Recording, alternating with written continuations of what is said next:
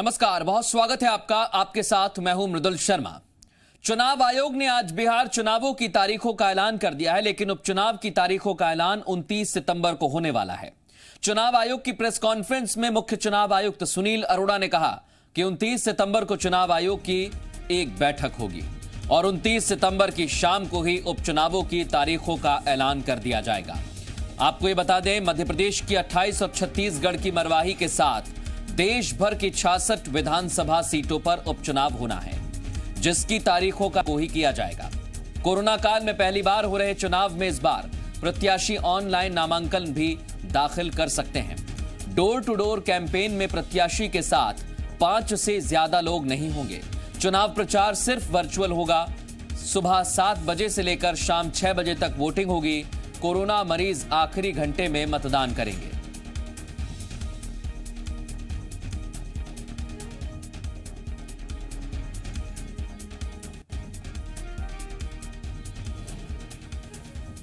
किन किन राज्यों में उपचुनावों की घोषणा की जा रही है या फिर नहीं की जा रही है?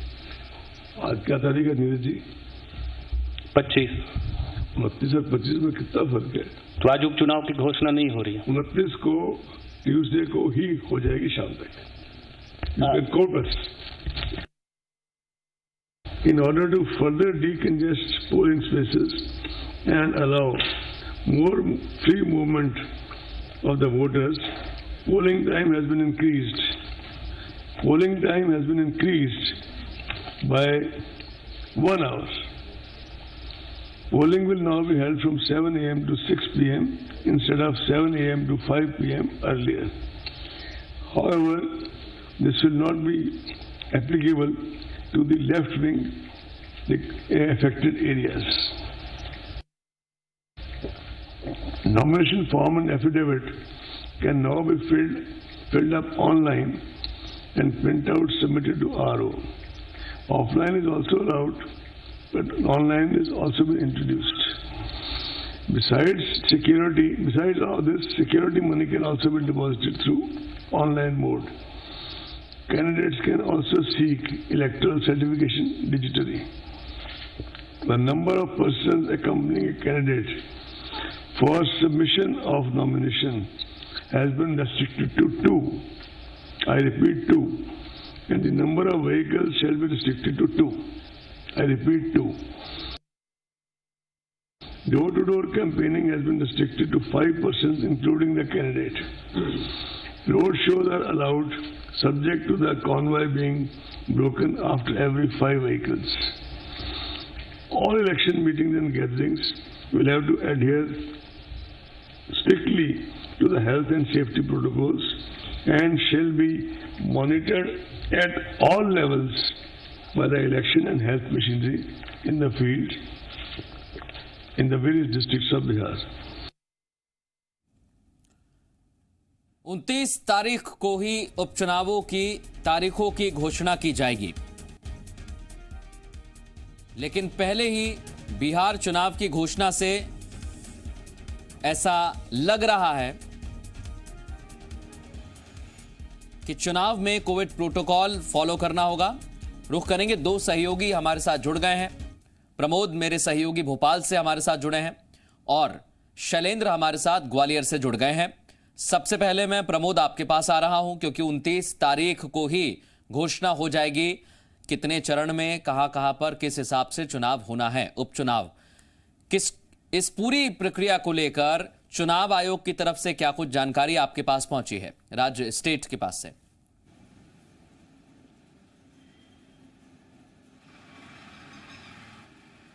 प्रमोद, आप सुन रहे हैं? जी मृदुल, आपका सवाल नहीं सुन पाया था, फिर मैं यही पूछ रहा हूं प्रमोद। चुनाव आयोग ने तो कह दिया है 29 तारीख को घोषणा की जाएगी। राज्य में जो चुनाव आयोग काम कर रहा है उसकी किस तरह से तैयारियां हैं अभी?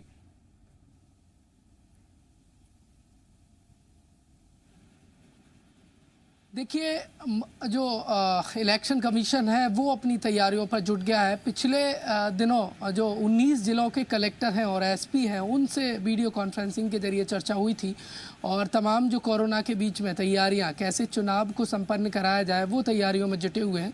और बिल्कुल मुझे लगता है कि 29 तारीख को संभवतः तारीखों का ऐलान हो सकता है, जो 28 सीटें हैं। और संभवतः कोरोना के बीच में जो तैयारियां होनी चाहिए थी वो शायद पूरी ना हो पाई हों। यही वजह है कि अब उन 4 दिन का और समय मिला है। और देखिए तमाम जो तैयारियां हैं, क्योंकि देखिए 28 सीटों पर उपचुनाव मध्य प्रदेश में मृदुल होना है, 19 ज़िले हैं और देखिए कई ऐसी तहसीलें हैं, कई ऐसे ज़िले भी हैं जहां कोरोना का जो संक्रमण का जो ग्राफ है वो तेज़ी से बढ़ा है। ऐसे में लोगों की जान जोखिम में ना डले और चुनाव भी, उपचुनाव भी हो जाए और वो तैयारियां और पुख्ता हो जाएं, यही मंशा संभवतः इलेक्शन कमीशन की होगी और वो पूरी होने के बाद 29 तारीख को ऐलान हो सकता है। देखिए अब 29 तारीख को जो बैठक होनी है, जो ऐलान हो सकता है, उसको लेकर भी देखिए जो सियासी दल हैं वो अपनी प्रतिक्रिया देते नज़र आ रहे हैं।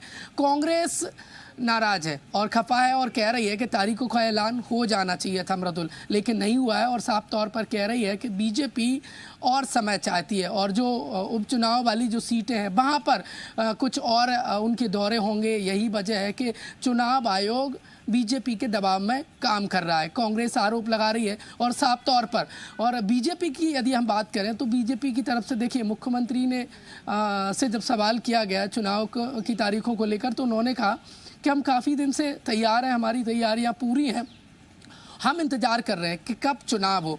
देखिए दोनों ही पार्टियां दम भर रही हैं और कह रही हैं कि उपचुनाव उनके पक्ष में नतीजे रहने वाले हैं, कांग्रेस कहती है हमारे पक्ष में, लेकिन ये नतीजे मतदान के बिल्कुल। और ये जो 4 दिन का गैप मिला है, जोरों पर हो रही है। 4 दिनों में ग्वालियर में क्या हलचल है प्रमोद, हम जानते हैं, हमारे सहयोगी शैलेंद्र हैं, फिर मैं आपके पास लौटता हूं। शैलेंद्र, 4 दिन और मिल गया है क्योंकि बहुत सारी ऐसी खबरें सामने आई कि कोविड गाइडलाइन का पालन नहीं किया जा रहा है, बड़े बड़े घोषणा की जा रही है, बड़े बड़े काफिले चल रहे हैं एक साथ। ये कहा गया कि अभी आचार संहिता तो नहीं लगी है, अब 4 दिन का और वक्त मिल गया है।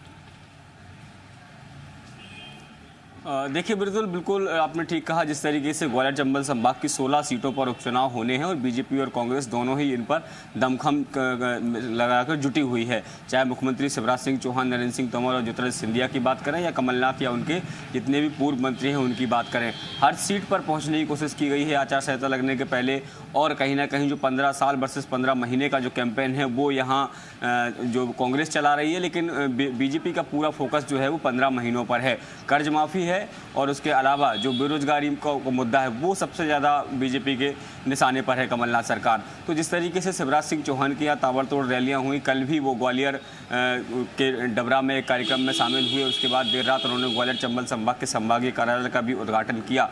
तो दोनों ही राजनीतिक दल जो हैं वो ज़मीनी धरातल पर लगे हुए हैं। और दूसरी तरफ प्रशासनिक व्यवस्थाओं की अगर बात करें तो सभी रिटर्निंग ऑफिसर्स ने अपने जितने भी अधीनस्थ लोग हैं उनके साथ बैठकें आयोजित की हैं, क्योंकि कोविड का समय है। इस बार जो है कुछ सहायक निर्वाचन केंद्र भी बनाए जाने हैं, तो उसको लेकर भी जगहें चिन्हित की गई हैं कि आसपास के कौन कौन से ऐसे इलाके हो सकते हैं जहां पहले से जो पोलिंग सेंटर रहते थे उसके अलावा कौन कौन से नए पोलिंग सेंटर्स हो सकते हैं, क्योंकि एक पोलिंग सेंटर पर ज़्यादा भीड़ ना हो ये भी बहुत ज़्यादा ज़रूरी है, क्योंकि इस तरह की गाइडलाइन जो है वो कहीं ना कहीं केंद्रीय चुनाव आयोग से उनको मिली हुई है। तो प्रशासनिक स्तर पर अपनी पूरी तैयारियां हैं। जैसे ही 29 तारीख को, जैसा कि अभी बताया है कि 29 तारीख को ऐलान हो जाएगा, तो उसके बाद जो है प्रशासनिक अमला और तेज़ी से काम करना शुरू कर देगा। लेकिन कहीं ना कहीं जो उद्घाटन और जो शिलान्यास की जो परंपरा चल रही है ग्वालियर चंबल संभाग में, ताबड़तोड़ उद्घाटन हो रहे हैं। आज की भी बात करें तो जिस तरीके से कन्वेंशन सेंटर का आज शाम को 7:30 बजे उद्घाटन होना था, लेकिन सुबह 11:30 बजे ही कर दिया, क्योंकि बीजेपी को लगा कि 12:30 बजे अगर आचार संहिता लग गई तो ऐसे में उसका लोकार्पण नहीं हो पाएगा। इसके अलावा अगर बात करें दूसरे की अंतर्राष्ट्रीय दिव्यांग स्टेडियम के बनाया जाना है, ये भारत का पहला अंतर्राष्ट्रीय स्टेडियम होगा, उसकी भी जो है वो कल भूमि पूजन होना था, लेकिन आनंद फानंद में उसे भी आज ही केंद्रीय मंत्री नरेंद्र सिंह तोमर ने जो है भूमि पूजन कर दिया। एक आरओबी है उसको भी आज ही भूमि पूजन जो शुभारंभ कर दिया। तो इस तरह की जो तमाम योजनाएं हैं जो आने वाले समय में ग्वालियर चंबल वासियों को जिनकी सौगात घोषणाएं हो रही हैं, लेकिन चुनाव है से बात की जा रही है, लेकिन उपचुनाव से पहले ही ये सब कुछ हो रहा है, आचार संहिता अभी नहीं लगी। आप दोनों के पास मैं लौट रहा हूं। एक और अहम खबर बता दें,